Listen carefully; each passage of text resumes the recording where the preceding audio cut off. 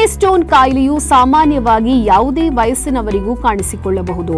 Kidney stone ಹೇಗೆ ಉಂಟಾಗುತ್ತದೆ ಅಂದ್ರೆ, ನಾವು ಕುಡಿಯುವ ನೀರು ಮತ್ತು ಆಹಾರದಲ್ಲಿ ಖನಿಜಗಳು ಮತ್ತು ಲವಣಗಳು ಇರುತ್ತವೆ. ಇವುಗಳೆಲ್ಲ ಒಂದು ಕಡೆ ಶೇಖರಣೆಯಾಗಿ ಘನರೂಪ ತಾಳುತ್ತವೆ. ಇವು ಮೂತ್ರಪಿಂಡದೊಳಗೆ ಹೋಗುವವರೆಗೆ ನಮಗೆ ನೋವು ಕಾಣಿಸಿಕೊಳ್ಳುವುದಿಲ್ಲ.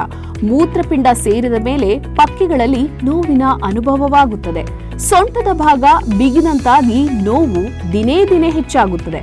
ತುಳಸಿ ಸೇವನೆ, ಸೇಬು ಹಾಗೂ ದ್ರಾಕ್ಷಿ ಸೇವನೆ ಉತ್ತಮವಾಗಿರುತ್ತದೆ. ಕಿಡ್ನಿ ಸ್ಟೋನ್ ಆದವರು ಹೆಚ್ಚು ನೀರನ್ನ ಕುಡಿಯಬೇಕು. ದಿನಕ್ಕೆ 4 ರಿಂದ 5 ತೊಟ್ಟು ನಿಂಬೆರಸ ಸೇರಿಸಿ ಕುಡಿಯಬಹುದು. ತುಳಸಿಯನ್ನು ಸಹ ಸೇರಿಸಬಹುದು. ಫ್ರಿಡ್ಜ್ನಲ್ಲಿ ಶೇಖರಿಸುವ ಆಹಾರ ಸೇವನೆಯು ಆರೋಗ್ಯಕ್ಕೆ ಒಳ್ಳೆಯದಲ್ಲ ಮತ್ತು ಕರಿದ ಆಹಾರ ಪದಾರ್ಥಗಳು ಕಡಿಮೆ ಮಾಡಿ. ನಮ್ಮ ಸಿದ್ಧಲಿಂಗೇಶ್ವರ ಆರೋಗ್ಯಧಾಮದ ಔಷಧಿಗಳು ಕಿಡ್ನಿ ಸ್ಟೋನ್ ಸಮಸ್ಯೆಯನ್ನು ಗುಣ ಮಾಡುತ್ತವೆ. ಯೂರೋಸುಧಾ ಔಷಧಿ ಕೆಲವು ದಿನಗಳಲ್ಲಿ ಕಲ್ಲುಗಳನ್ನು ಕರಗಿಸಿ ಕಿಡ್ನಿ ಸ್ಟೋನ್ಗೆ ಪೂರ್ಣ ವಿರಾಮ ಕೊಡುತ್ತದೆ.